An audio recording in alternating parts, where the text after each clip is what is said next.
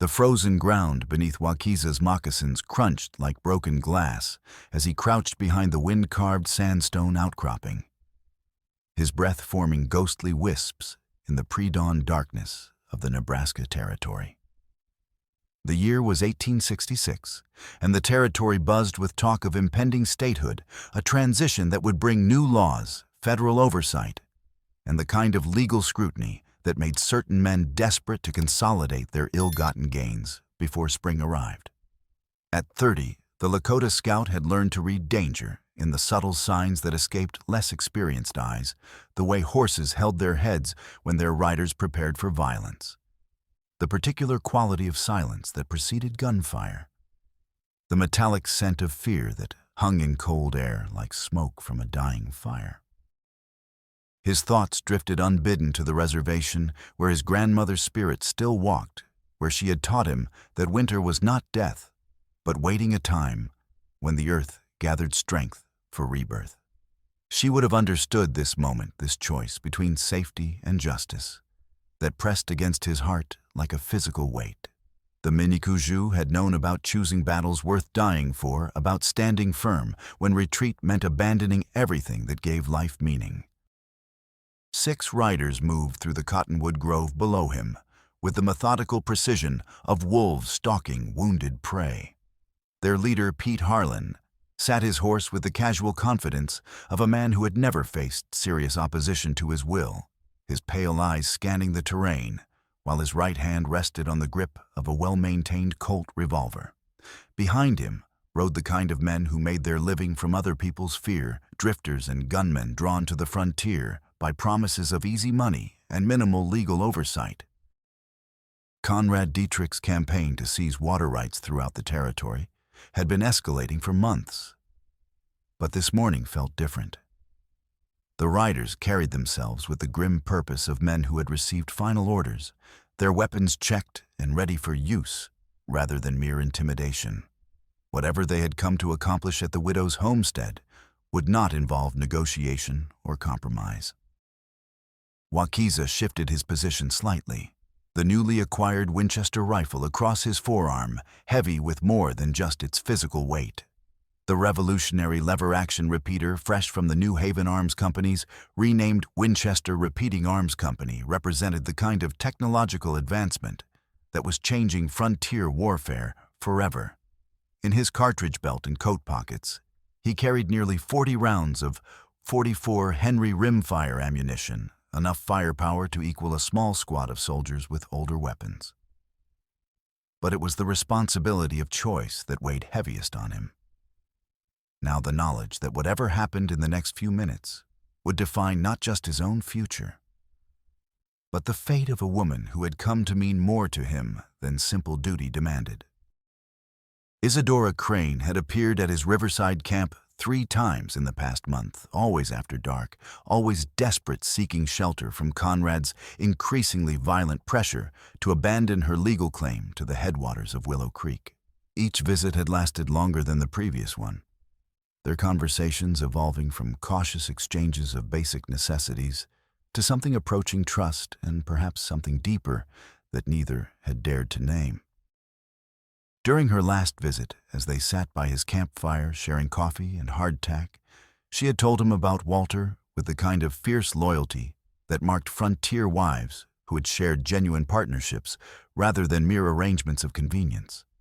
But there had been shadows in her voice when she spoke of him, subtle hesitations that suggested secrets darker than simple grief.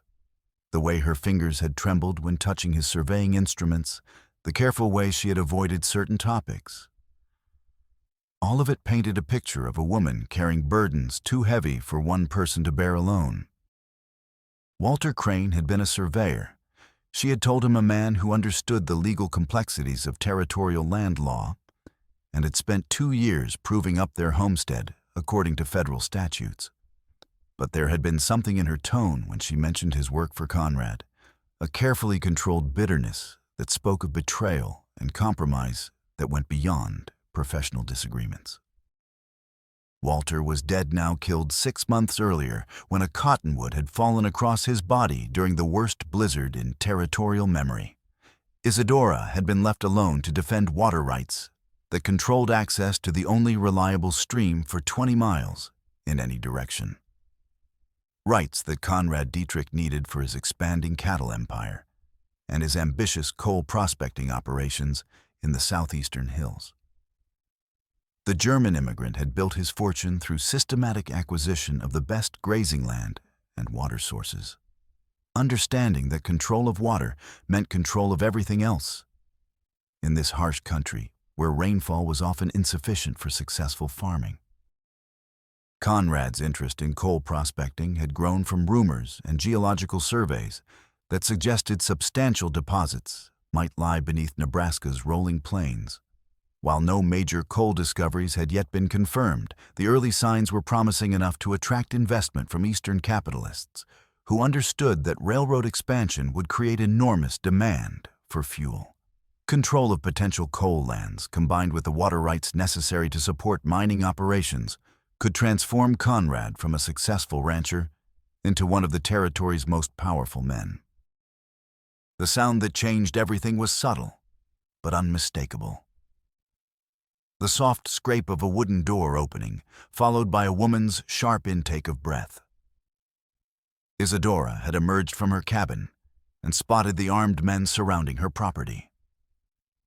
In the growing light of dawn, Waukeesa could see her standing in the doorway, wearing a heavy wool coat over her nightdress, her auburn hair hastily pinned beneath a knitted cap that caught the first rays of sunlight like spun copper. She held an old percussion shotgun with the comfortable familiarity of someone who had learned to depend on her own protection. But 6 professional gunmen represented odds that courage alone could not overcome. Her green eyes swept the yard with the calculating attention of someone who had spent months preparing for exactly this confrontation, but Waukeesa could see the tension in her shoulders, the slight tremor in her hands that spoke of fear, carefully controlled but never entirely conquered. The morning air carried scents that told their own story. Wood smoke from the cabin's chimney, the metallic tang of frost on metal. And underneath it, all the subtle musk of horses and men who had ridden hard through the night. Somewhere in the distance, a meadowlark called across the frozen prairie, its song incongruously beautiful in the tense silence that preceded violence. Mrs. Crane. Harlan called out his voice, carrying the false courtesy that preceded so many acts of frontier violence. The foreman's tone held the particular combination of threat and condescension that marked men who had grown accustomed to having their will enforced through superior firepower. Need to have words with you about outstanding obligations and property transfers. Best we settle this peaceful-like, while there's still time for reasonable discussion. Isadora's response was immediate and uncompromising, her voice carrying across the frozen yard with a kind of quiet authority that surprised men who expected widows to be easily intimidated. Any legitimate business can be conducted through territorial courts in daylight, Mr. Harlan. I suggest you come back with proper legal documents and officers of the law. The words hung in the cold air like a challenge, each syllable crisp with the kind of controlled anger that came from months of escalating intimidation. Waukeesa could hear the steel beneath her politeness, the unyielding determination of someone who had already lost everything that could be taken through conventional threats. Harlan's laugh held no warmth, and the sound echoing off the cabin walls like the bark of a predator that had cornered its prey. Legal documents can be arranged, ma'am. Question is whether you want to discuss terms while you're still in position to negotiate or after circumstances have changed in ways that might limit your options considerably. The threat was clear enough to anyone familiar with Conrad's methods. Homesteaders who refused his offers typically found their property seized through mysterious debts, forged contracts, or simple violence. The territorial authorities seemed unable or unwilling to investigate effectively. The pattern had been repeating itself across the territory for months, each incident carefully orchestrated to appear legal, while serving Conrad's systematic acquisition of the most valuable water rights and potential coal lands. Sheriff Malcolm Jules had been honest once, but his wife's lengthy illness had left him vulnerable to the kind of financial pressure that turned principled men into reluctant accomplices. The medical bills from Margaret's consumption had mounted beyond his ability to pay on a lawman's salary, creating debts that Conrad had been more than willing to assume in exchange for certain considerations regarding the enforcement of territorial law. The sheriff's compromise had been gradual, each small concession leading to larger betrayals, until he found himself trapped in a web of obligation and guilt that seemed to offer no escape. Waukeeza rose from his concealment with the fluid grace of someone born to wilderness warfare, the Winchester coming to his shoulder in a motion so smooth it seemed choreographed. The morning air carried the scent of frost and distant wood smoke, and he could feel the familiar calm that always descended on him in moments of extreme danger, the same stillness he had learned during his first buffalo hunt, when survival depended on perfect timing and unwavering nerve. His grandmother's voice echoed in his memory, teaching him that courage was not the absence of fear, but the decision to act despite it.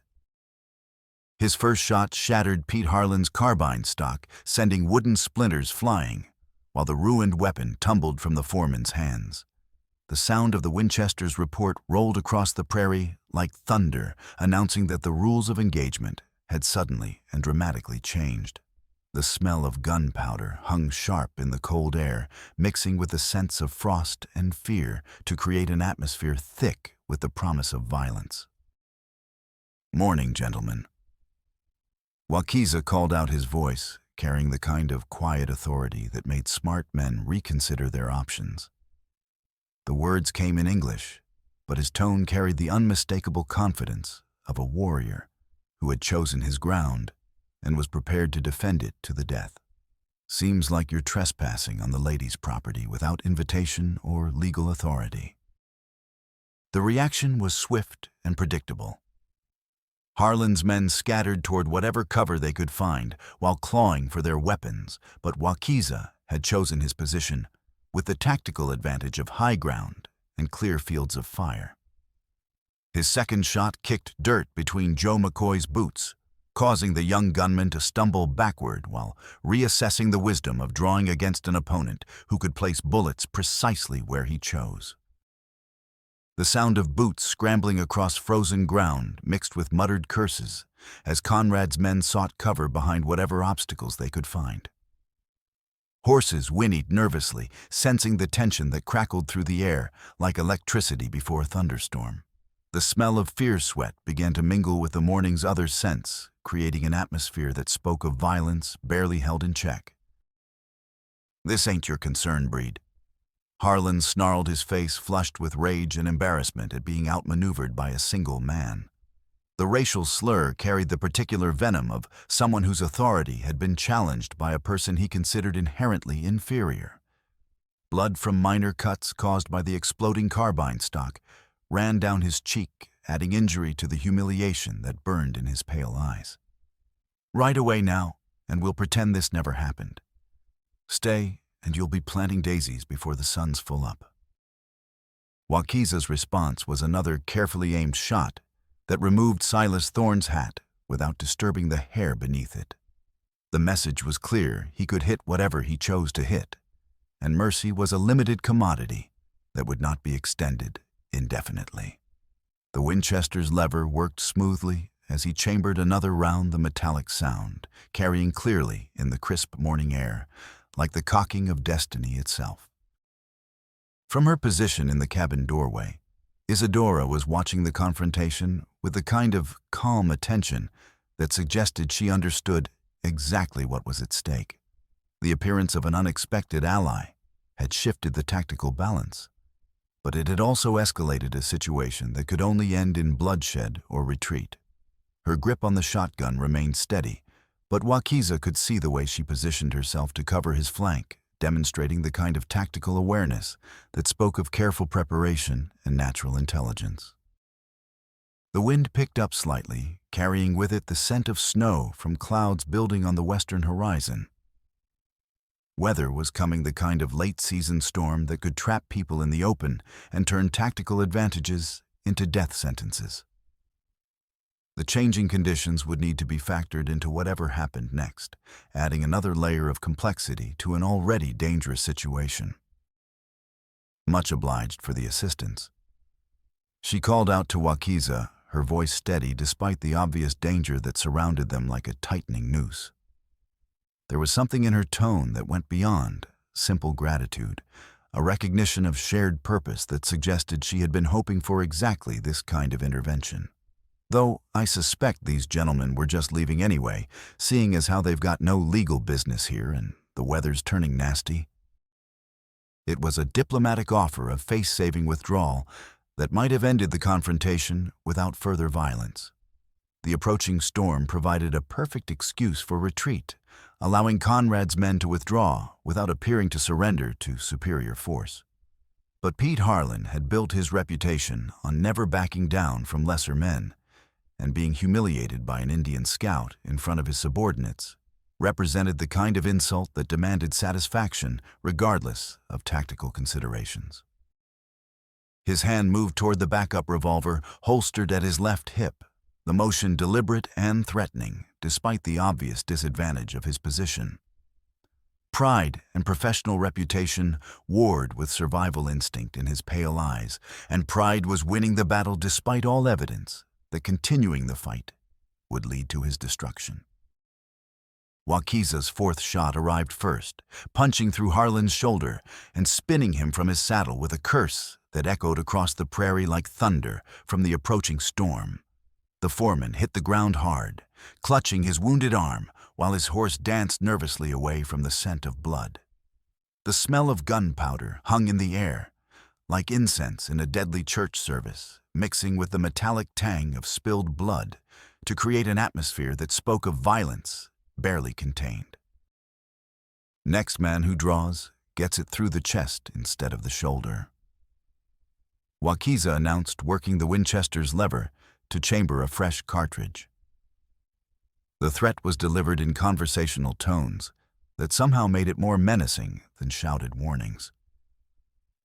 "I've got plenty of ammunition and all day to use it, so choose your moves careful-like." The surviving gunmen needed no further encouragement. They retrieved their wounded leader and departed at speed, leaving behind only hoofprints in the frost and the memory of threats that had proven as empty as autumn leaves. But even as they rode away, disappearing into the growing gloom of the approaching storm, Wakiza knew this was far from over. They would be back with reinforcements and better plans probably before the day ended. Conrad Dietrich was not the kind of man who accepted defeat gracefully, and the water rights Isadora controlled were too valuable for him to abandon without a more determined effort. He approached the cabin with his rifle held ready, noting the way Isadora maintained her position in the doorway, without lowering her shotgun until he was close enough for quiet conversation. Her green eyes assessed him with the same careful attention she had given to Harlan's men. But there was warmth there, too, near the recognition of someone who had chosen to stand with her when he could have easily ridden away from trouble. "Thank you," she said simply, stepping aside to let him enter the warmth of her home. The simple words carried weight that more elaborate expressions could never match, spoken with the kind of dignity that marked people who had learned to find strength in desperate circumstances. "Though I fear you've made yourself a target by helping me. Conrad doesn't forgive, and he doesn't forget. You'll be looking over your shoulder from now until one of you is dead." The cabin's interior reflected the careful economy of frontier life-handmade furniture built to last, shelves lined with preserved food and practical books, a stone fireplace that provided both warmth and cooking facilities. Everything showed the attention to detail of people who understood that waste could mean death when the nearest town was 20 miles away, and winter storms could cut off supplies for weeks at a time. But it was the surveying instruments displayed on a corner table that caught Wakiza's attention: compass, transit measuring chains, and leather-bound notebooks filled with precise calculations and detailed maps. This was professional equipment, worth more than most homesteaders saw in cash money during an entire year. The kind of tools that spoke of education and expertise far beyond what was common on the frontier. The brass fittings gleamed despite their age, evidence of careful maintenance by someone who understood their value. "Your husband's tools?" he asked, examining a brass compass that bore the mark of a Philadelphia maker known for precision instruments. The brass was tarnished with age, but showed the careful maintenance of someone who understood its value and the importance of accuracy in work, where lives might depend on precise measurements. Isadora nodded, but something in her expression suggested there were complications she had not yet shared. Her fingers traced the edge of Walter's notebook, with the kind of reverent touch reserved for sacred objects, and Wakiza could see pain flicker across her features, like shadows cast by firelight. Walter was particular about his work. Said a surveyor's reputation depended on accuracy that could be verified by any competent professional. He used to spend hours checking and rechecking his measurements, making sure every line and calculation was perfect. There was pride in her voice, but also an undertone of sadness that went beyond simple grief for a lost spouse. Wakiza had learned to read such nuances during his years of moving between white settlements and Lakota camps, where survival often depended on understanding what people meant rather than merely what they said. The shadows in her tone suggested secrets that went deeper than professional perfectionism, complications that had transformed her husband's death from simple tragedy into something more complex and dangerous. "Conrad been pressuring you long?" he asked, accepting coffee and hardtack while studying the detailed maps that covered one wall of the cabin. The coffee was good, better than he had tasted in months, and the cabin was warm enough to make him want to stay longer than tactical wisdom suggested. But the maps demanded attention, their precise lines and careful notations telling stories of land ownership and resource rights that could explain much about the forces that had brought them to this morning's violence. "Since Walter died," Isadora replied, pouring coffee from a pot that had been kept warm beside the fire. Her movements were economical but graceful, the actions of someone accustomed to making a little go a long way, while maintaining the dignity that marked frontier women who refused to let hardship break their spirit. At first, it was just offers to buy the claim. Generous offers, more money than most folks around here see in a lifetime. Then the offers became demands, backed by men like Harlan, and worse. Now, she gestured toward the door through which armed men had recently departed. Wakiza examined the maps more closely, noting discrepancies that would be invisible to anyone without surveying experience. Property lines had been drawn and redrawn multiple times, with certain boundaries marked in different colored inks that suggested ongoing disputes about exact locations of territorial claims. Some of the alterations were subtle shifts of only a few yards here and there, but he could see how such changes might transfer control of water sources or valuable grazing land from one owner to another. More interesting were the notations about geological formations and potential mineral deposits, careful observations that suggested someone had been conducting systematic surveys for purposes that went beyond simple land ownership. These surveys looked complicated. He observed, carefully sensing that he was approaching the heart of whatever secrets Isadora was carrying. A lot of detail here about rock formations and water table depth. Your husband was thorough in his work. Isadora's hands trembled slightly as she set down her coffee cup. The first sign of weakness she had displayed since facing down 6 armed men. But as she looked at the maps that had meant so much to Walter, something flickered in her green eyes. Not fear, but the weight of secrets that had been pressing down on her for months, like stones in her chest. "Walter worked for Conrad before we were married." She began, her voice barely above a whisper. The admission came like a confession, as if speaking the words aloud might summon the very dangers she feared. Did surveying for the railroad company's territorial land grants, water rights documentation. When we decided to homestead, he used his knowledge to choose land that would be valuable if the territory developed the way he expected. The admission carried implications that explained much about Conrad's particular interest in her property. If Walter Crane had inside knowledge of territorial development plans, his choice of homestead location might have been based on information that would not become public for months or years. The railroad companies were already pushing west from Omaha, and those who knew their planned routes could acquire adjacent land at territorial prices before the inevitable speculation drove values skyward. But there was more. Wakiza could see it in the way Isadora's fingers traced the edge of one particular map, her touch both reverent and troubled. The tension in her shoulders suggested that whatever she was about to reveal would change everything between them, transforming their relationship from simple alliance to something deeper and more dangerous. What kind of information? Wakiza asked, gently sensing that whatever she was about to reveal would change everything between them. Railroad expansion routes, territorial government plans for town development, federal intentions for territorial organization and eventual statehood. Her voice dropped even lower, as if speaking the words too loudly might summon the very dangers she feared. Walter knew things that could make certain properties extremely valuable or completely worthless, depending on government decisions that hadn't been announced yet.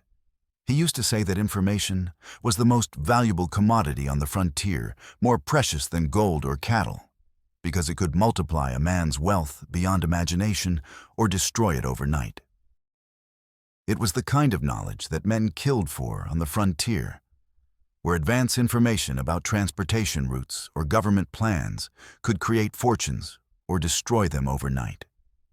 If Walter had used such information to select his homestead, it would explain Conrad's determination to acquire the property regardless of cost or legal complications. But Wakiza sensed there was still more to the story, something darker that Isadora was struggling to voice. The wind outside had picked up whistling around the cabin's eaves, with the particular sound that promised weather changes. Through the window, Wakiza could see clouds building on the western horizon, the kind of slate-gray formations that often brought late-season snow to Nebraska territory. The changing weather would affect visibility and movement factors that would need to be considered in whatever plans they made for dealing with Conrad's inevitable return. Did Walter ever mention problems with Conrad's surveys? Wakiza asked, studying a particular map that showed unusual discrepancies between different versions of the same property lines. Something in the careful way certain boundaries had been altered suggested systematic manipulation rather than simple surveying errors. Isadora was quiet for so long that he began to suspect she would not answer. When she finally spoke, her words carried the weight of secrets that had been eating at her for months, secrets that had transformed grief into something harder and more determined. Walter made mistakes, she said finally, her voice steady now that the moment of confession had arrived. Or maybe they weren't mistakes. Maybe he was forced to make surveys show what Conrad wanted them to show instead of what was actually there. The admission hung in the warm air between them like smoke from a dying fire. If Walter Crane had been involved in Conrad's fraudulent surveying operations, it would explain both the rancher's confidence in his legal claims and his desperation to prevent anyone from examining the original documents too closely. But it also raised questions about Isadora's own knowledge and culpability that Wakiza was not yet ready to ask. Forced how? He said instead, keeping his voice neutral while his mind raced through the implications of what she had just revealed. Debts, threats. Conrad had ways of making people cooperate whether they wanted to or not. Isadora's hands clenched into fists as she spoke, her knuckles white with the force of emotions she had been holding back for too long. He would find out what people needed most money for: medical bills like Sheriff Jules's wife's consumption treatments or protection from claim jumpers or favorable consideration for territorial contracts. Then, he would provide those things always at a price that seemed reasonable, until you realized what you had really agreed to. The revelation transformed everything Wakiza thought he understood about the situation. Walter Crane had not been an innocent victim of Conrad's greed. He had been a reluctant participant in criminal activity, who died trying to make amends for his forced complicity. His widow was not just defending her property. She was fighting to preserve evidence that could bring down an entire network of territorial corruption. But even as the truth emerged, Wakiza found himself watching Isadora's face with new understanding. The strength he had admired, the determination that had sustained her through months of intimidation, and these were not just the qualities of a grieving widow seeking justice. They were the characteristics of someone who had been carrying the weight of terrible knowledge, someone who had chosen to stand against overwhelming odds, because the alternative was to let evil triumph through her silence. Walter was trying to fix it when he died. Isadora continued, her voice growing stronger as she gave voice to secrets that had been poisoning her for months.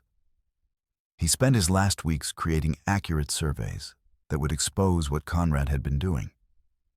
He said it was the only way to protect the homesteaders who had been cheated, the only way to make things right before statehood brought federal scrutiny that would reveal everything anyway.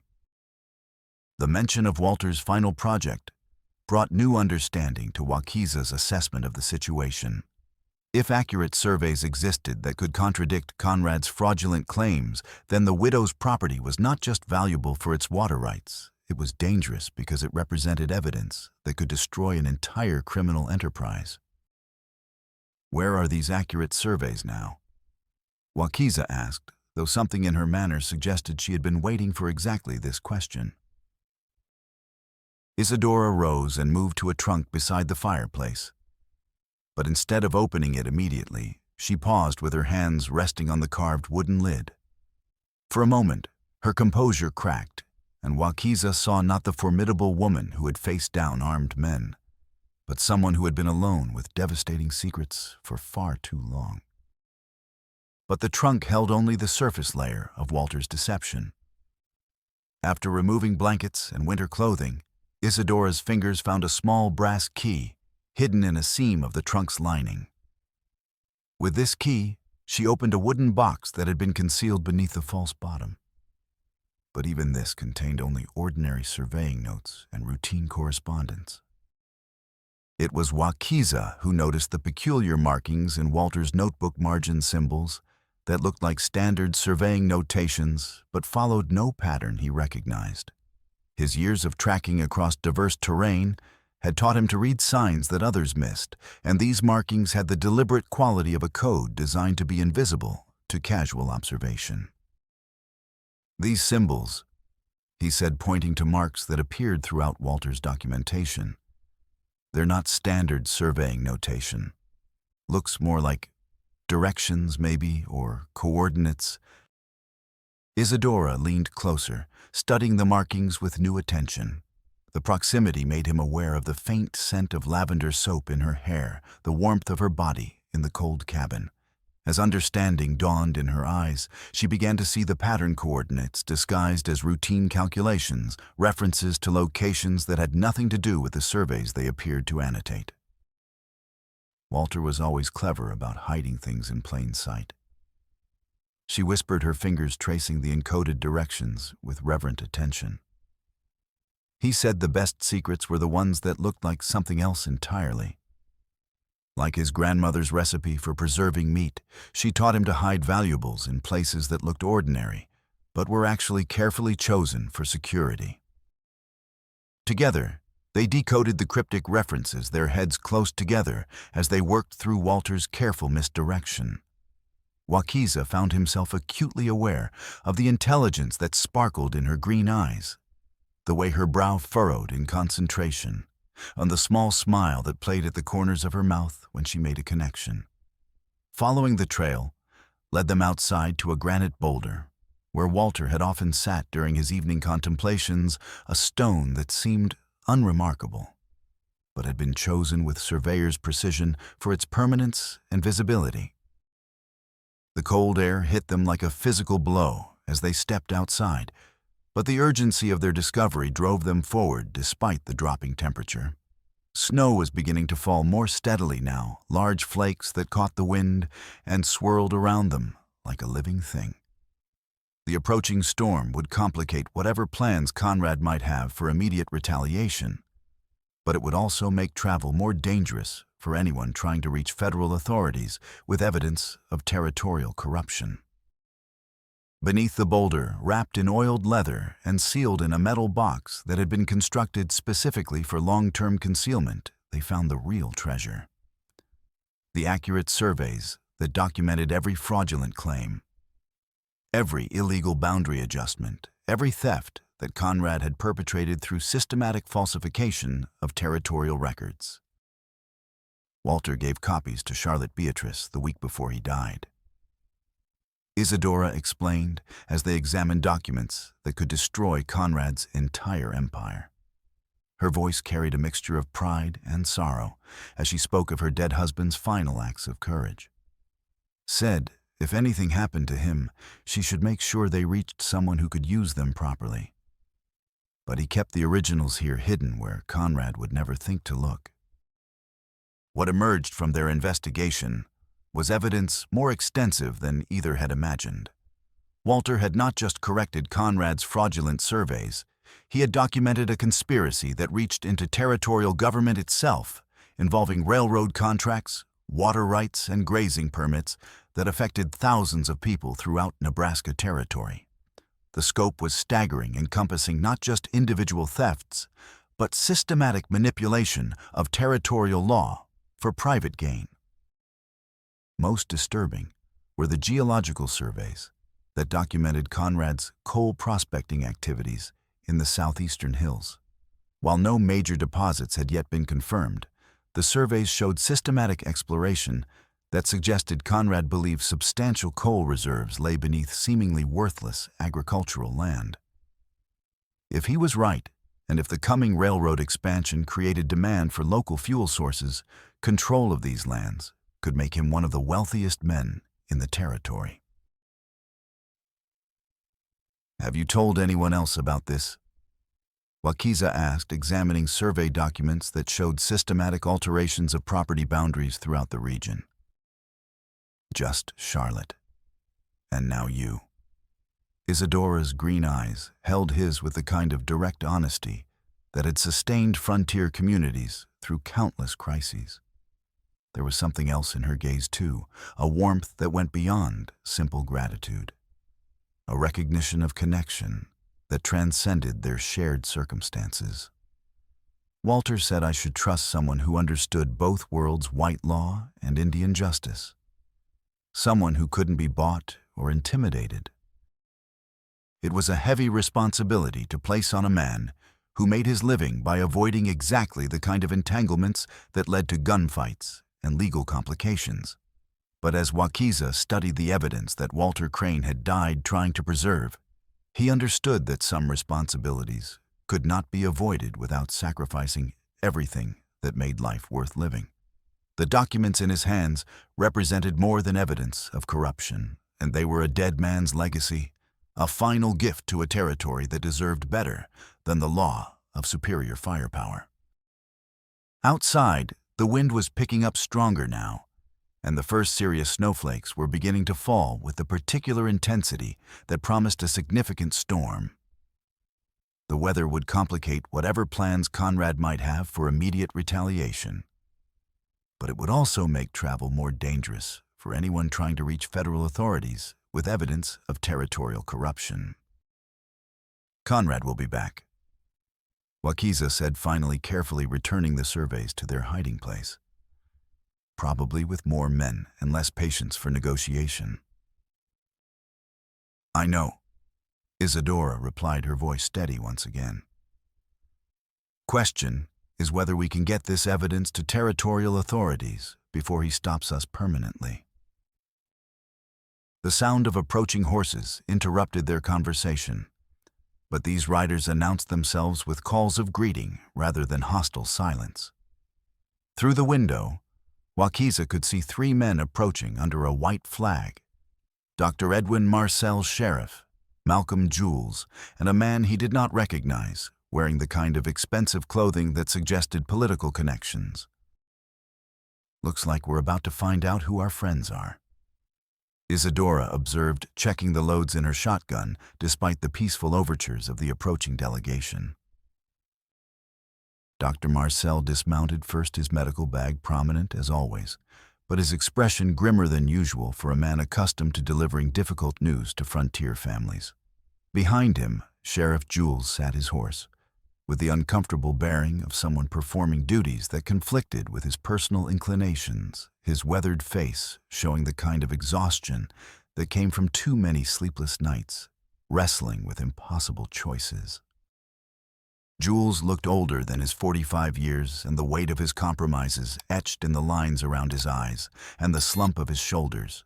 His wife Margaret's consumption had been draining their savings for 2 years, now the medical bills mounting faster than his salary could cover them, while the disease slowly consumed her strength despite the best treatments available in the territory.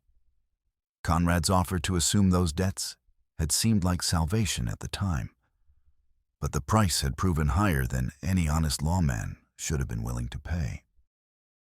The third man remained mounted, his pale eyes scanning the cabin and surroundings with the calculating attention of someone evaluating property rather than paying a social call. Everything about him suggested wealth and education, from his tailored coat to the silver-handled walking stick that hung from his saddle horn. When he spoke, his voice carried the smooth authority of legal training and political connections. Mrs. Crane, I'm Jefferson Walsh, representing certain business interests with legitimate claims regarding your late husband's professional obligations. He gestured toward a leather portfolio similar to the one Isadora had been concealing. We need to discuss irregularities in territorial surveys that may affect the validity of your homestead claim. It was lawyer's language designed to make theft sound like legal necessity, but Waukeesa recognized the underlying threat immediately. Walsh was Conrad's legal representative, armed with forged documents and corrupt court orders that would provide technical justification for whatever violence might follow.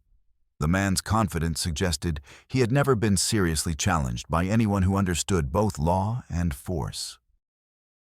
Any irregularities in territorial surveys should be investigated by proper authorities. Isadora replied firmly, her voice carrying the kind of quiet authority that came from months of standing alone against overwhelming odds. Not settled through private negotiations backed by armed men. Walsh's smile held no warmth, but there was something in his eyes, a flicker of uncertainty that suggested the morning's events had not proceeded according to his carefully laid plans.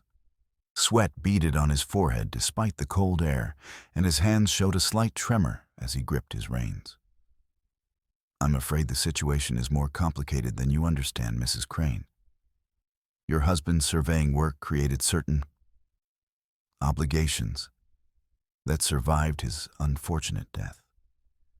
These must be satisfied before clear title to any property can be established.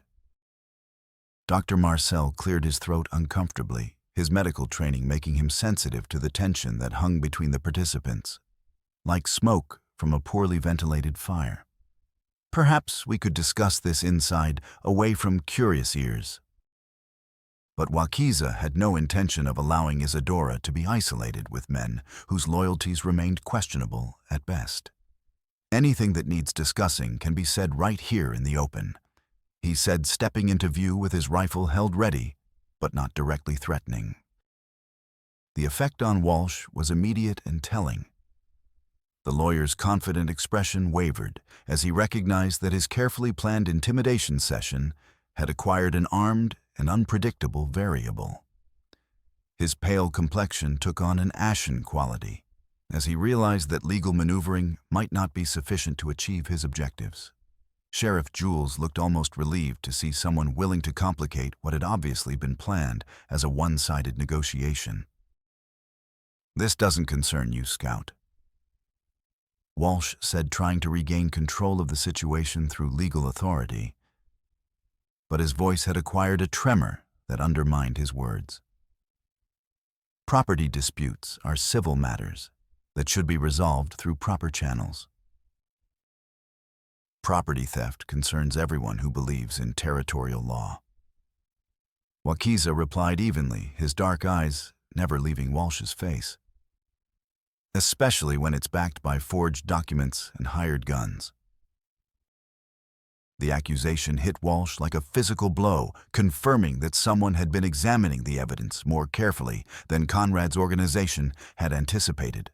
The lawyer's confident facade cracked further, revealing the frightened man beneath the professional exterior, someone who had perhaps not fully understood the violent implications of his legal maneuvering until this moment.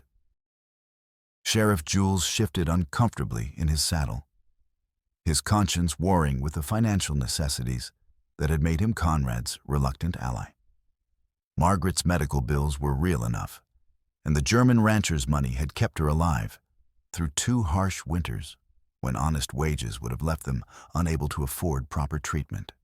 But looking at the evidence of organized violence, Jules found himself remembering why he had become a lawman in the first place. "Sheriff," Dr. Marcel said quietly, his voice carrying the weight of shared history and mutual respect. "You know this isn't right. Whatever Conrad's paying you, it isn't worth compromising everything you've stood for." Jules's weathered face showed the internal struggle of a man whose choices had narrowed to impossible alternatives. "My Margaret," he began, then stopped, unable to voice the plea that might save his wife's life but would damn his soul. It was then that Wakiza noticed something in the sheriff's bearing that had been nagging at his subconscious, a subtle resemblance in the shape of his jaw, the set of his shoulders that echoed features he had seen in Walter's photographs displayed inside the cabin. The recognition hit him like a physical blow as pieces of a puzzle suddenly arranged themselves into a coherent pattern. "You're related to Walter Crane," Wakiza said, the words carrying the weight of revelation. Jules's face went pale, and his hand moved instinctively toward his weapon before he caught himself. "Who told you that?" he demanded, his voice cracking under the strain of exposure. "Nobody told me. I can see it in your face, your build. Walter was your cousin, wasn't he? Maybe closer a brother." The silence that followed was deafening, broken only by the whisper of wind through the cottonwoods and the nervous stamping of horses sensing their riders' tension. Dr. Marcel's expression showed surprise and growing understanding, while Walsh looked like a man who had suddenly realized that his carefully constructed legal strategy was collapsing around him. "Half-brother," Jules admitted finally, his voice barely above a whisper. "Same father, different mothers. Walter was born legitimate, I wasn't. He got the education, the opportunities. I got the name and nothing else." The revelation transformed the entire dynamic of their confrontation. Walter Crane had not been just another homesteader caught up in Conrad's criminal conspiracy. He had been family to the very man whose duty it was to protect him and enforce the law he had died trying to preserve. "Is that why you let Conrad get away with it?" Isadora asked, her voice carrying a mixture of anger and heartbreak. "Because you were jealous of what Walter had." Jules shook his head violently, tears running down his weathered cheeks. "It wasn't like that. I loved Walter despite everything. When Conrad offered to pay Margaret's medical bills, I thought I could take his money and still protect Walter somehow. I didn't know how far it would go, how deep the corruption ran. By the time I realized what Conrad was really planning, it was too late." The sheriff's confession hung in the air like a judgment revealing the human cost of compromise with evil. His pain was genuine, but it did not excuse the choices that had led to Walter's death and the ongoing threat to everyone who might testify against Conrad's criminal empire. Dr. Marcel seized the moment of emotional vulnerability to speak directly to Jules. "It's not too late now, Malcolm. You can still do right by Walter's memory, still protect the people you swore to serve." "Or how?" Jules asked, his voice breaking with the weight of impossible choices. "Margaret needs those treatments, and Conrad's got contracts with every doctor between here and Omaha. If I cross him, she dies." "If you don't cross him," Wakiza said quietly, "a lot of other innocent people die, including the woman Walter loved enough to risk everything protecting." The truth of those words settled over them like snow from the gathering clouds, each person forced to confront the moral arithmetic of frontier justice. Outside, the wind was picking up, and the first serious snowflakes were beginning to fall, promising weather that would complicate travel and communication for days to come. Walsh cleared his throat nervously, recognizing that the tactical situation had shifted dramatically against his interests. "This is all very touching, but it doesn't change the legal realities of Mrs. Crane's situation. Territorial law is quite clear about the resolution of disputed surveys and outstanding obligations. Territorial law is about to become state law," Dr. Marcel observed pointedly. "Federal authorities don't take kindly to the kind of corruption that's been festering here. When Nebraska achieves statehood in a few months, there'll be real oversight, real consequences for the men who've been treating territorial government like their private property." It was Charlotte Beatrice who provided the answer to their dilemma, arriving at precisely the moment when her moral authority could tip the balance toward justice. She approached on foot, having left her horse at a safe distance, and carried herself with the dignified determination that had made her one of the territory's most respected educators. Snow was beginning to accumulate on her dark coat, and her breath formed clouds in the increasingly cold air. "Good morning, gentlemen. Mrs. Crane." Charlotte's voice carried the kind of calm control that could silence 30 unruly children with a single word, and it had a similar effect on the assembled adults. "I trust everyone is conducting themselves according to territorial law and Christian decency."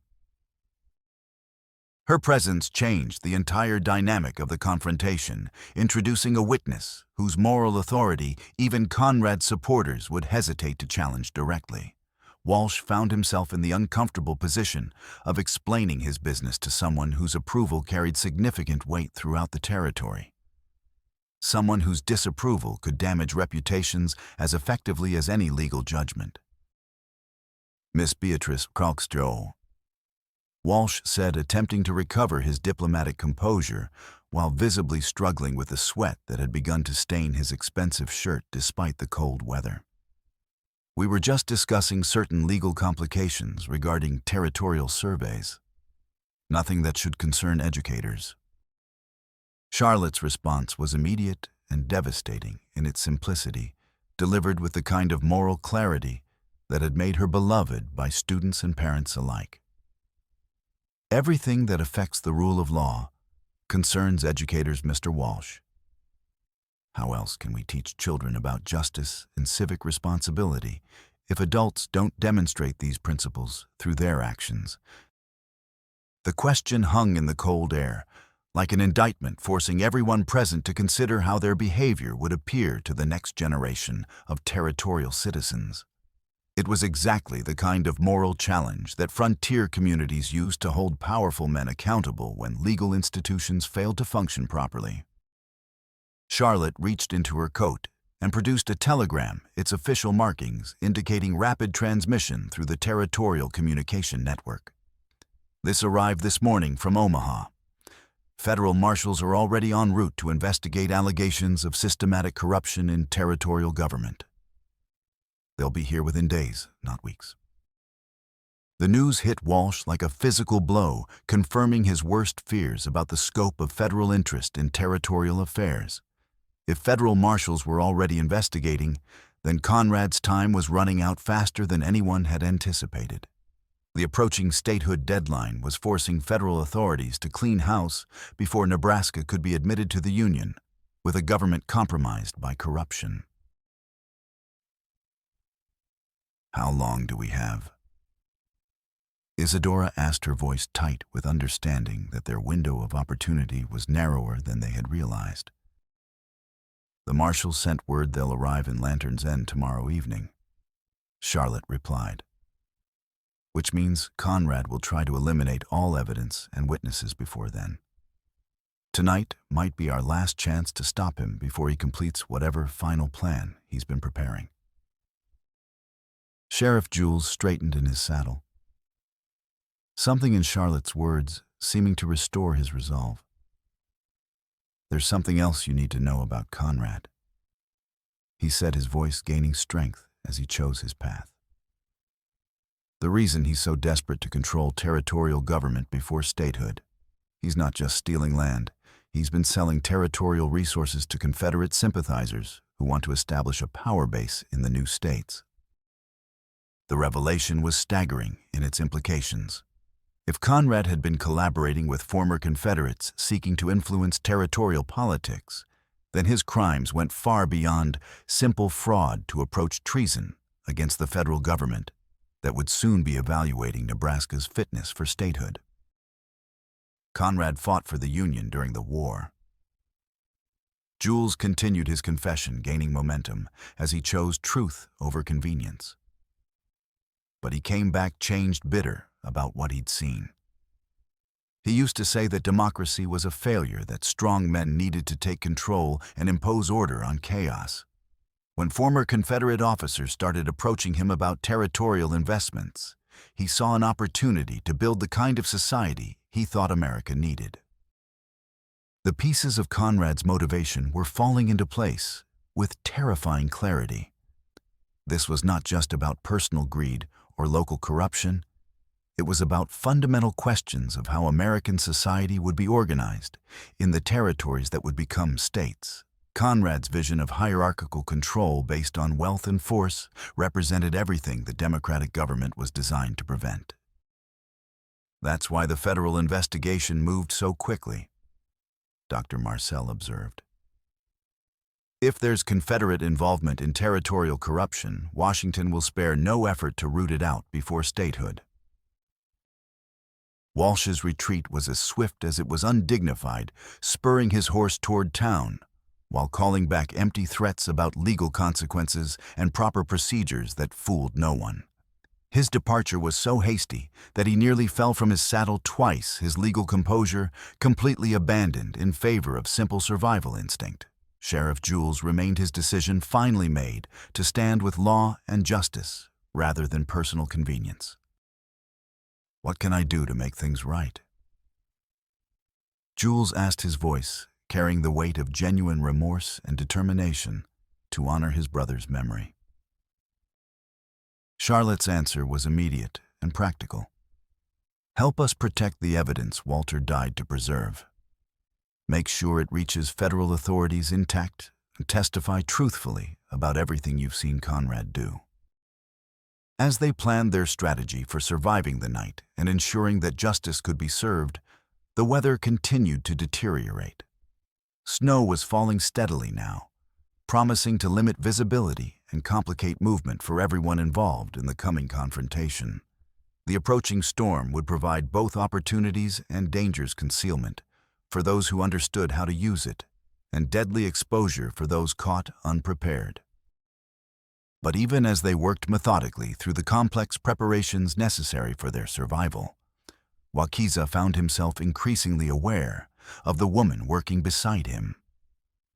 Isadora's intelligence and determination had drawn him from the beginning, but now he was discovering depths of character that made her even more remarkable.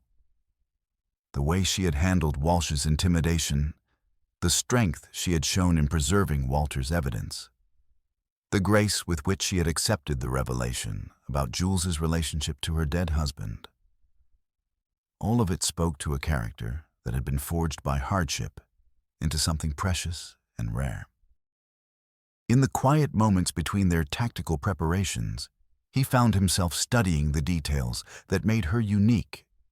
The small scar on her left hand from a childhood accident involving a broken preserving jar. The way she unconsciously hummed fragments of hymns when concentrating on difficult tasks, and the habit she had developed of touching Walter's compass whenever making important decisions. "Tell me about your family," she said quietly, understanding that they might not have another opportunity for such conversation. "Your life before all this." Wakiza set down his rifle and leaned back against the cabin wall, memories flickering across his mind like shadows cast by firelight. "My grandmother used to say that every person carries two spirits, the one they're born with and the one they choose to become. I was born Minikuju Lakota, son of a hunter and a woman who could read the future in bird flights. But I chose to become a bridge between worlds, someone who could help both sides understand each other." He told her about the reservation, about the promises that had been broken, and the dignity that had been preserved despite everything. He spoke of his father, who had taught him to track by reading stories written in bent grass and disturbed earth, and his grandmother, who had insisted he learn English not as surrender, but as preparation for the battles to come. "Now what changed?" Isadora asked, her green eyes reflecting firelight and understanding. "The same thing that changed Walter, I think. The realization that staying neutral meant letting evil win by default." Wakiza's voice carried the weight of decisions that had shaped his entire adult life. A man can't stand between two worlds forever.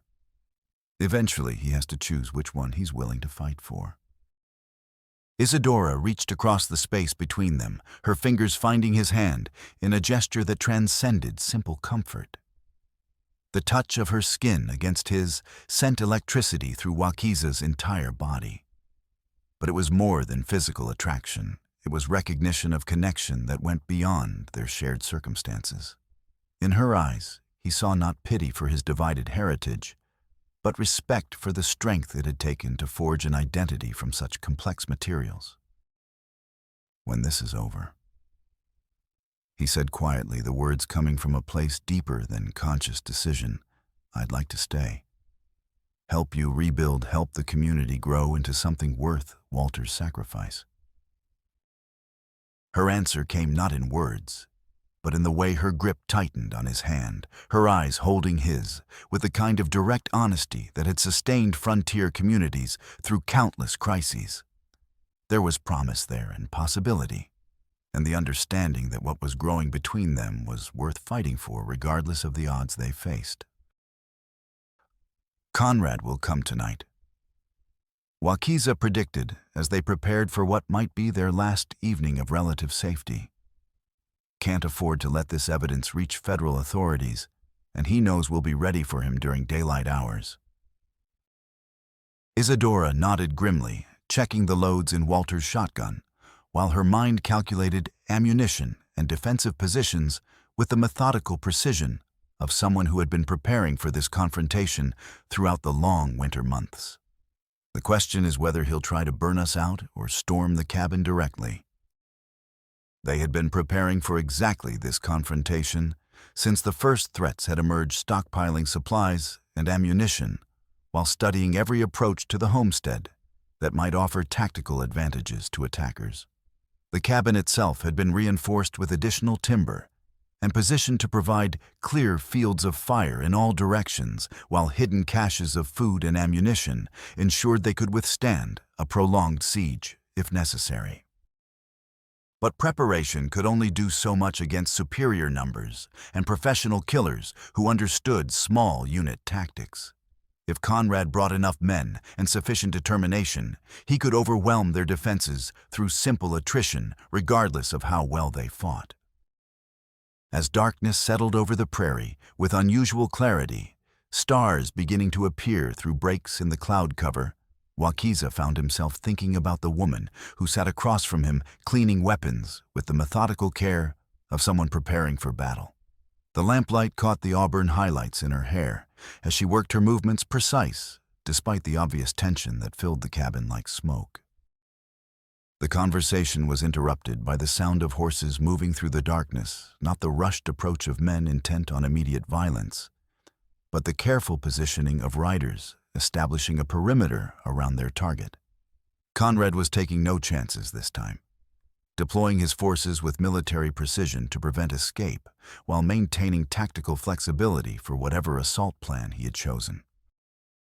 Wakiza moved to the rifle pit they had prepared behind the woodshed, a position that offered concealment and clear fields of fire toward the most likely approaches. Isadora took station at the cabin's reinforced front window, where she could coordinate their defense while covering the yard with Walter's shotgun loaded with buckshot that would be devastating at close range.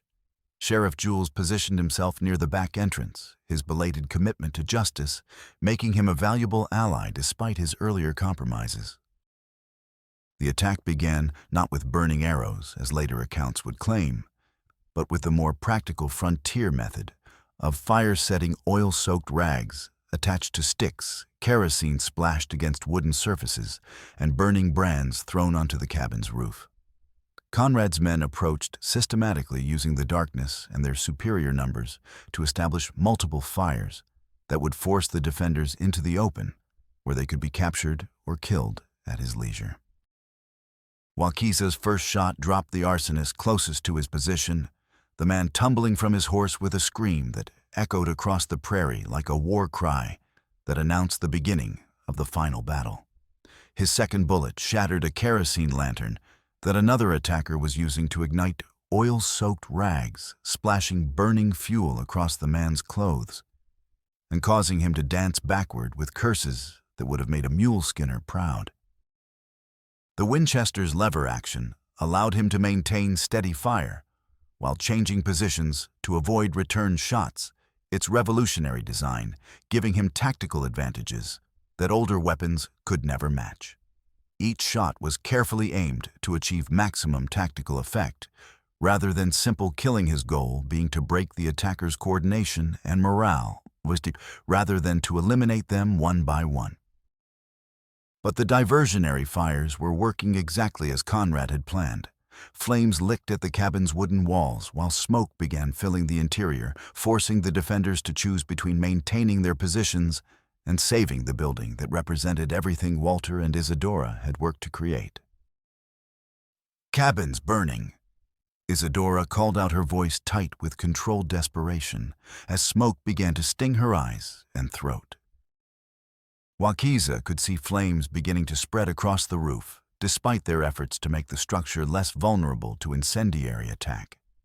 Saving the building would require exposing themselves to concentrated fire, but losing it would eliminate their only defensible position while leaving them vulnerable to pursuit across open ground, where Conrad's superior numbers would prove decisive. That was when Conrad himself appeared at the edge of the firelight, mounted on a magnificent black stallion, and flanked by more than a dozen armed men whose professional bearing suggested military experience. The German immigrant had not built his empire through cowardice or poor tactical planning. And tonight he was leading from the front to ensure that no mistakes would allow his enemies to escape, with evidence that could destroy everything he had built. Even in the flickering light of the burning homestead, Conrad's presence was commanding. He sat his horse with the confidence of someone accustomed to having his orders obeyed without question, his pale blue eyes scanning the defensive positions with the calculating attention of a general studying a battlefield. When he spoke, his voice carried clearly across the burning yard, with the authority of absolute power. "Mrs. Crane." Conrad's accent was still noticeable after decades in America, but it had been refined by years of dealing with territorial officials and business associates. "Time to discuss terms while you're still alive. To negotiate your husband's debts must be paid one way or another." Isadora's response came in the form of Walter's shotgun speaking from the cabin window, its blast shattering the night silence, while announcing her refusal to surrender to men who recognized no law except superior firepower. The buckshot scattered across the yard, forcing Conrad's horse to dance sideways while the rancher fought to maintain his commanding position. The battle that followed tested every defensive preparation they had made during the long winter months. Conrad's men were professionals who understood small unit tactics, advancing in coordinated rushes while providing covering fire for each other's movements. But they were fighting people who had nowhere to retreat and everything to lose, defenders who had spent months preparing for exactly this confrontation. The cabin became a fortress, despite the spreading flames, its thick log walls stopping rifle bullets, while its prepared firing positions allowed the defenders to maintain steady pressure on attackers who had to cross open ground under fire. Sheriff Jules proved his commitment to redemption by fighting with desperate courage his knowledge of Conrad's tactics, making him an invaluable ally in the desperate struggle for survival. But ammunition was finite, and enemies seemed endless, their numbers constantly reinforced by men Conrad had held in reserve for exactly this kind of final assault. The mathematics of warfare were inexorable. Eventually, the defenders would run out of bullets or make mistakes that would expose them to concentrated fire from multiple directions. The crisis came when the cabin's rear wall finally caught fire, despite their efforts to contain the blaze filling the interior with smoke that made accurate shooting impossible, while forcing Isadora to abandon her prepared position. She stumbled toward the front door, coughing and half-blind from smoke that burned her lungs and brought tears to her eyes, just as 3 of Conrad's men rushed the building with the intention of capturing her alive for whatever interrogation Conrad had planned. Wakiza's rifle spoke 3 times in rapid succession, and the reports coming so close together, they sounded almost like a single prolonged explosion. 2 attackers dropped immediately, while the third was wounded badly enough to send him crawling back toward his own lines with screams that spoke of pain and terror in equal measure. But the effort exposed Wakiza to return fire that chipped stone fragments from his defensive position, while bullets whined past his head close enough to part his hair. Can't hold much longer. He called out, working the Winchester's lever to chamber what might be his last cartridge while calculating the tactical situation with the desperate clarity of someone facing imminent death. That was when salvation appeared in the most unexpected form possible. Not federal marshals or territorial militia, but the members of the Platte Valley Mutual Aid Association arriving at full gallop, with weapons ready and vengeance in their hearts.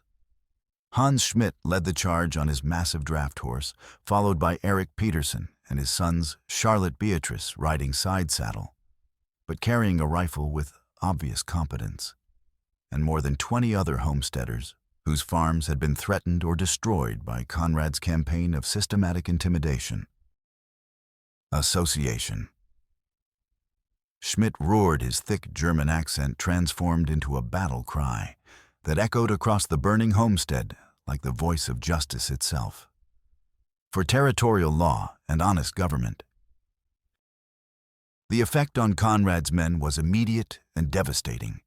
What had been a carefully planned assault suddenly became a confused melee, as the attackers found themselves caught between multiple fires from opponents who knew the terrain and had personal reasons for fighting with desperate determination.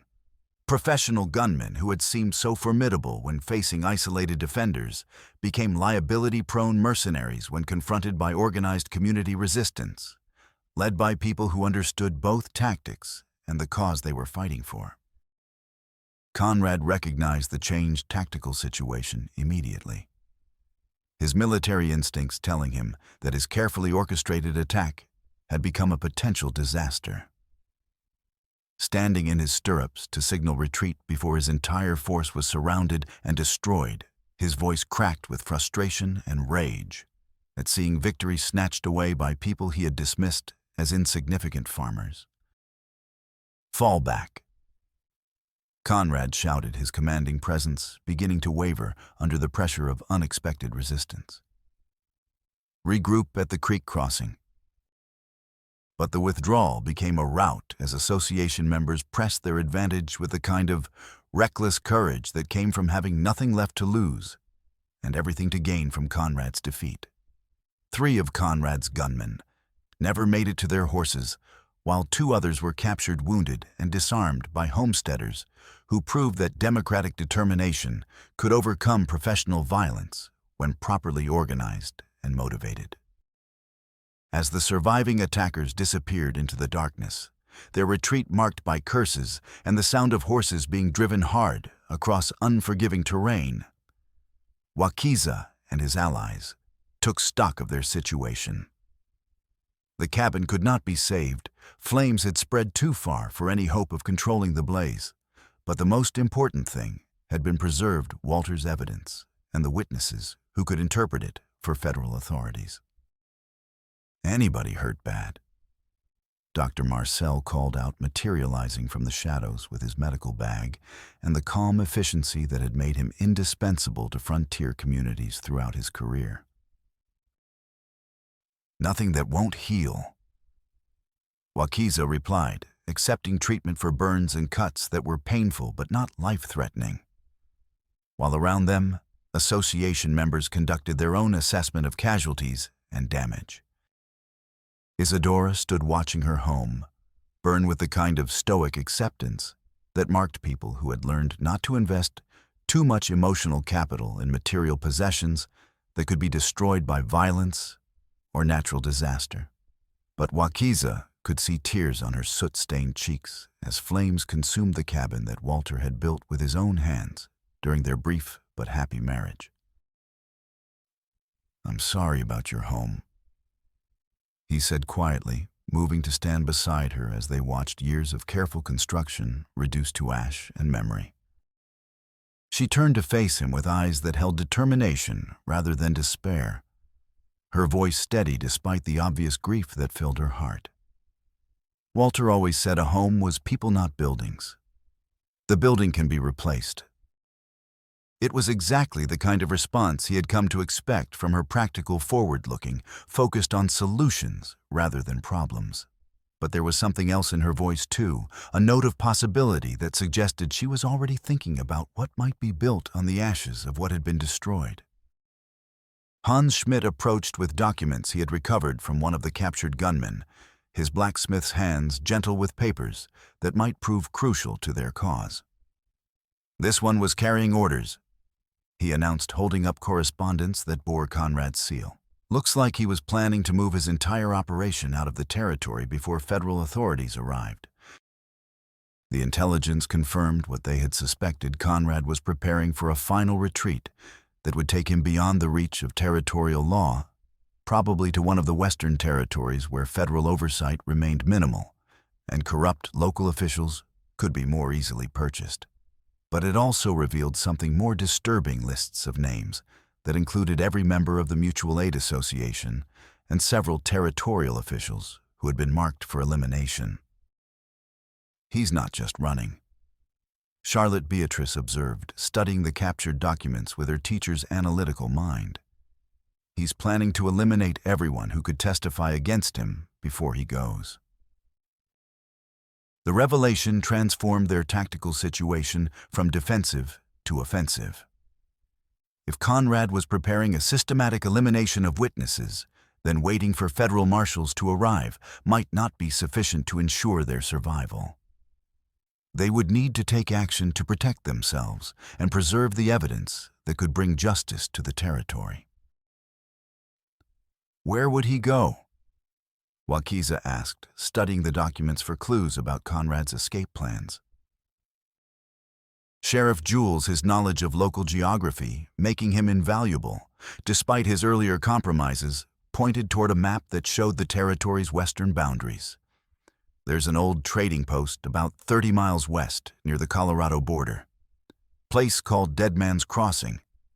If Conrad's planning to leave the territory, that's where he'd go. It's got supplies, fresh horses, and guides who don't ask questions about where a man's been or where he's headed."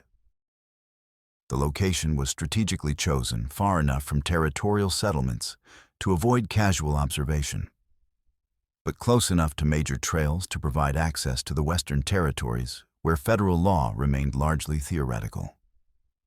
If Conrad reached Dead Man's Crossing with his remaining forces and financial resources, he could disappear into the vast wilderness beyond territorial boundaries and possibly never face justice for his crimes. How long would it take him to get there? Isadora asked, her mind already calculating the time constraints they faced. With the weather turning bad, at least 8 hours of hard riding, Jules replied. But he'll need to gather his remaining men and whatever portable wealth he can carry. That gives us maybe 6 hours before he starts moving if we're lucky. Charlotte consulted the telegram she had received earlier, her teacher's precision making her valuable for coordinating their response. The federal marshals won't arrive until tomorrow evening. If Conrad escapes tonight, they'll find nothing but empty buildings and dead witnesses. The stark mathematics of their situation demanded immediate action, but it also presented an opportunity that might not come again. If they could intercept Conrad before he reached Deadman's Crossing, they might be able to end his reign of terror while ensuring that federal authorities would have both evidence and witnesses to support prosecutions that could clean up territorial government before statehood. We go after him. Wakiza said, the decision forming as he spoke. All of us together. End this tonight, one way or another. The proposal was met with solemn nods from the association members who had risked everything to be here.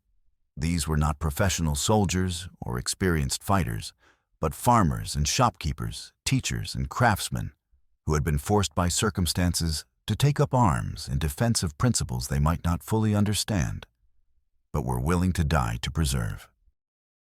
As they prepared for what might be their final confrontation with Conrad's organization, Wakiza found himself walking apart with Isadora, both of them understanding that this might be their last opportunity for private conversation. The snow was falling more heavily now, and the wind carried the promise of a storm that would make travel difficult and dangerous for everyone involved in the coming chase. If something happens to me, Isadora said quietly, her voice steady despite the obvious emotion beneath her words. Make sure the evidence reaches federal authorities. Walter's sacrifice has to mean something. Wakiza stopped walking and turned to face her, his hands finding her shoulders in the darkness. Nothing's going to happen to you. We're going to end this together, and then we're going to build something together. Something worthy of Walter's memory and your courage. Her response was to rise on her toes and kiss him a kiss that tasted of smoke and snow and promises that transcended the violence surrounding them. It was a moment of connection that seemed to stop time, transforming the frozen prairie into a place where love could flourish, despite the dangers that threatened to destroy everything they held dear.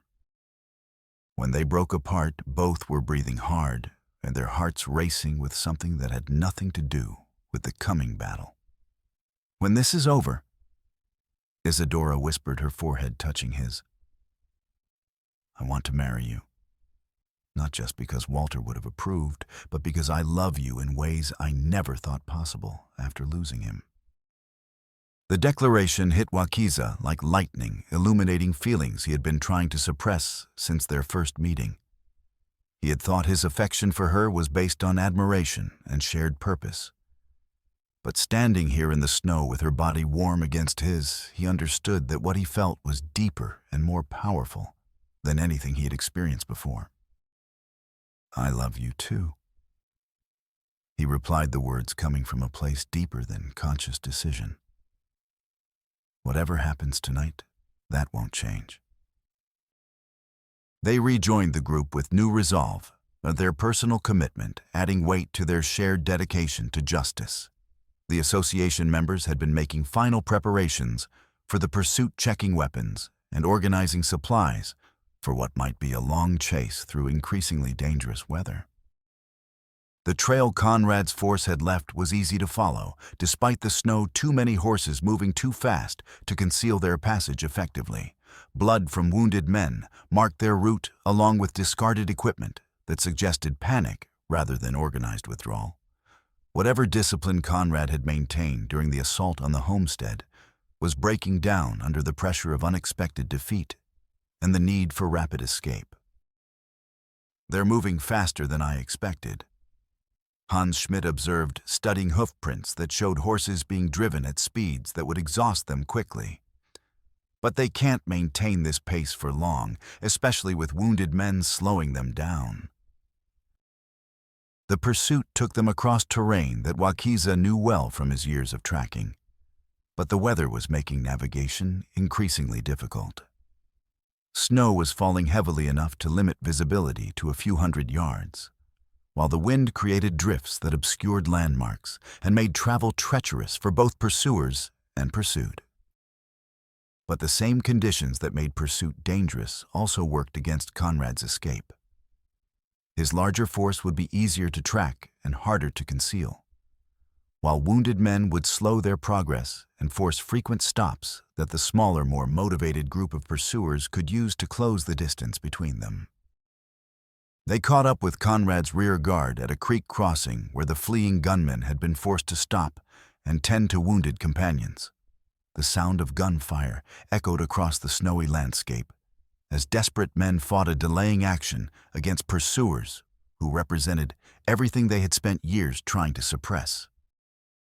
Wakiza led the association members in a coordinated assault that demonstrated how much they had learned about tactics during their months of preparation and resistance. These were no longer frightened homesteaders fighting for their individual survival, but organized citizens acting in defense of legal government and moral principle. The skirmish was brief but decisive. Conrad's men, demoralized by their defeat at the homestead and weakened by wounds and exhaustion, offered only token resistance before scattering into the storm.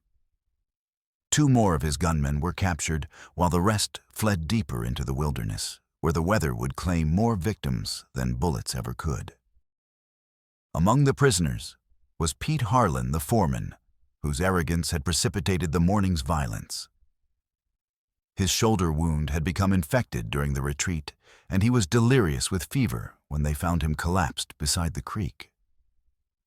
Dr. Marcel's medical ethics required him to provide treatment regardless of personal feelings, but even his skilled care might not be sufficient to save a man who had lost too much blood and been exposed to too much cold. "Where's Conrad?" Wakiza demanded, kneeling beside the dying gunman. Harlan's eyes focused with difficulty, but there was still malice in his expression as he recognized his captor. "Gone. Dead Man's Crossing. But you'll never catch him now." The words came in broken gasps, punctuated by coughing that brought up blood. Whatever information Harlan might have provided died with him as his body finally succumbed to wounds and exposure, leaving them with only the confirmation of Conrad's destination and the knowledge that time was running out. They found Conrad himself at Dead Man's Crossing, but not in the circumstances any of them had expected. The old trading post was a collection of ramshackle buildings clustered around a frozen stream, and the kind of place where questions were not asked and answers were not volunteered. But the silence that greeted their arrival was too complete, too ominous, for a place that should have been bustling with the activity of men preparing for a difficult journey. The explanation became clear when they investigated the buildings. Conrad Dietrich lay dead in the main room of the trading post, a bullet hole in his temple and a revolver in his hand. Around him were scattered papers and gold coins, the remnants of an empire built on fraud and maintained through violence. His face in death showed not peace, but bitter frustration and the expression of a man who had chosen to end his own life rather than face the justice his actions had earned. Suicide, Dr. Marcel confirmed after examining the body. Probably happened several hours ago, judging by the condition. But it was Sheriff Jules who provided the explanation for Conrad's final choice, pointing to a letter that lay open on the table beside the dead man's body. The handwriting was Conrad's, and the content revealed the depth of his desperation in the final hours before his planned escape. The letter was addressed to his Confederate contacts informing them that the territorial operation had been compromised and that federal investigators were closing in on evidence that could expose the entire network. Conrad had apparently realized that his crimes were too extensive to escape through simple flight, and that capture would mean not just his own destruction, but the exposure of everyone who had supported his activities. He chose death over betraying his conspirators. Charlotte observed, reading over Jules's shoulder. Even at the end, he was protecting the people who had used him. Among the papers scattered around Conrad's body were documents that revealed the full scope of his criminal organization, names, dates, financial records, and correspondence that provided federal authorities with everything they would need to prosecute the remaining members of the conspiracy. His death had eliminated the central figure, but it had also preserved evidence that would ensure justice for his victims. "It's over," Isadora said quietly, her voice carrying a mixture of relief and sadness. The woman who had stood against impossible odds to preserve her husband's evidence had finally seen justice done, but the cost in human suffering had been enormous.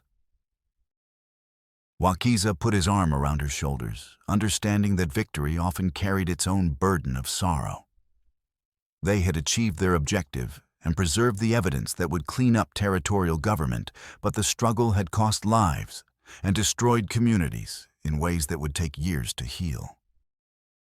The journey back to Lantern's End took place in improved weather, as if the storm had been waiting for their mission to conclude before allowing clear skies to return. Federal marshals met them at the territorial capital, taking custody of both prisoners and evidence with the methodical efficiency of men who had been investigating territorial corruption for months. The trials that followed were swift and comprehensive, resulting in convictions that reached into the highest levels of territorial government. Sheriff Jules, his testimony crucial to establishing the scope of the conspiracy, received a suspended sentence in recognition of his cooperation and the extenuating circumstances of his wife's illness. He would serve out his term as sheriff under federal supervision, his redemption earned through courage shown when it mattered most.